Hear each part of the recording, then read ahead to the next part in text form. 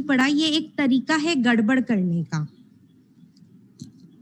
जो अकाउंटेंट होते हैं वो ये प्रोसेस नॉर्मली यूज में लेते हैं जब उन्हें कैश कंसील करना होता है, कैश को छुपाना होता है, अपनी घर की नीड्स को वो कंप्लीट करना चाहते हैं बिजनेस के कैश से।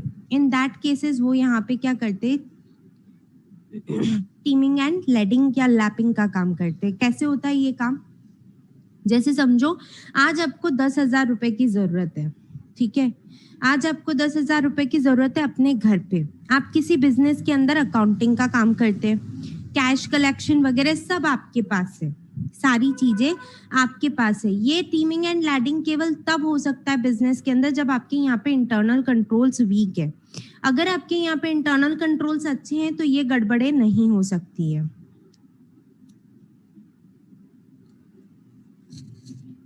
आज आपको 10,000 रुपए की जरूरत है, आपने क्या किया, एक कस्टमर था आपका ए का अकाउंट बैलेंस बोल रहा था कि उसको 50,000 रुपए आपको पे करने हैं, आपकी कंपनी को 50,000 रुपए पे करने हैं, ठीक है।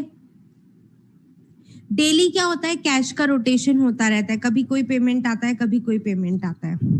तो उसने क्या किया, मतलब आपने क्या किया, जब अकाउंटिंग कर रहे हो, कैश रिसीव कर रहे हो, तो आपको हुए तो रिसीव 50,000 रुपए हैं, बट आपने केवल 40,000 रुपए ही कैश बुक में लिखे, आपने केवल 40,000 रुपए ही कैश बुक में लिखे, ठीक है। और अकाउंटिंग एंट्री भी 40,000 रुपए से ही करी कि मिस्टर डी ने या सी ने, जो भी नाम बोला था, उसने आपको कितने रुपए दिए, 40,000 रुपए दिए।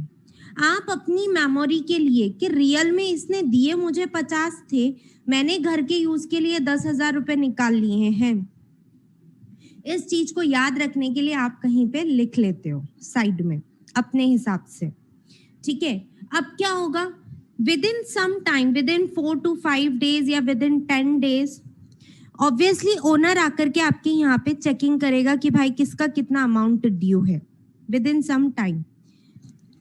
तो अब उसको टेंशन की ये 10,000 रुपए मैं कैसे वापस से फुलफिल करूं, तो वो क्या करता है, अब जब अगला कस्टमर आएगा, जैसे आया मिस्टर ए पेमेंट करने, मिस्टर ए के 1 लाख रुपए बाकी थे, वो क्या करेगा, इसमें से 10,000 रुपए तो किसके अकाउंट में डाल दिए उसने, मिस्टर सी के अकाउंट के अंदर डाल दिए। मिस्टर सी ने 50,000 दिए थे, उनका अकाउंट 50,000 से कम होना चाहिए था, स्टार्टिंग में तो उसने 40,000 से कम किया क्योंकि 10,000 अपने घर पे लेके चला गया वो।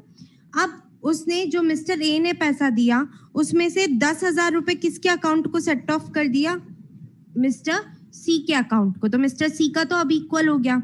अब गड़बड़ किसके अकाउंट में आ गई, गड़बड़ आ गई मिस्टर ए के अकाउंट में। मिस्टर ए ने आपको 1 लाख रुपए का दिए थे, बट आपने उनके अकाउंट को 90,000 से ही कम किया। तो मतलब एक बार चोरी करने के बाद में ऐसा नहीं है कि आप 5 दिन के अंदर पैसा डाल रहे हो वापस से, आप उसे लॉन्ग रन के लिए यूज में लेते जा रहे हो, और आप क्या करते जा रहे हो, लैपिंग करते जा रहे हो। मतलब एक कस्टमर का पैसा दूसरे कस्टमर के अकाउंट में डाल करके प्रीवियस कस्टमर्स को तो इक्वल सेट ऑफ करते जा रहे हो, और जो न्यू कस्टमर है उसके लिए कुछ एक दिनों के लिए आप क्या कर रहे हो, रिकवरी का वेट करते हो, ठीक है।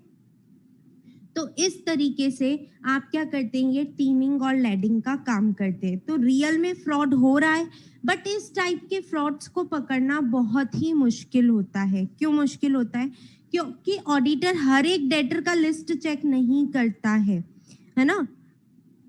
वहां पे ये गड़बड़ हमें सिर्फ तब पकड़ में आ सकती है जब हम सरप्राइज चेक बार बार करते रहे रेगुलर बेसिस पे, और हर जिस भी टाइम पे जाएं वहां पे हम डेटर्स से कंफर्मेशन मंगवाते रहें कि आपके बुक्स ऑफ अकाउंट्स में हमारा क्या बैलेंस आ रहा है। ओनली इन दैट केसेस हम क्या कर सकते